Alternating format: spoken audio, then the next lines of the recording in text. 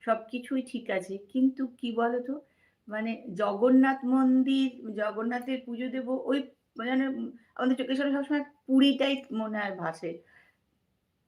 আমি এই মন্দির খারাপ হয়েছে একবারও বলব না। ভীষণ, ভীষণ সুন্দর মন্দির হয়েছে।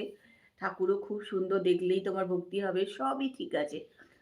কিন্তু ওই যে ছোট থেকে আমরা একটা জিনিস দেখেছি মানে জগন্নাথের মন্দির মানে পুরী। পুরী যাওয়ার অনেকের উদ্দেশ্য থাকে শুধু জগন্নাথ মন্দিরে যাবো, পুজো দেব।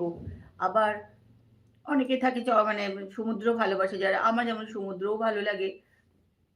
আর যতবারই আমরা পুরী যাই ততবারই গিয়ে আমরা কিন্তু জগন্নাথ মন্দিরে গিয়ে পুজো দিয়ে আসি পুরীর। আর কি বলতো? না পুজো দিলে মনটাও ভালো লাগে না। কষ্ট হয় প্রচুর, প্রচুর হাঁটতে হয় ওখানেও। কিন্তু তবুও পুজোটা না দিলে মন্দিরে গিয়ে মনটা একদমই ভালো লাগে না। সেজন্য সে যতই কষ্ট, কষ্ট করেই গিয়ে হ্যালো, হ্যালো, হায়, হায়।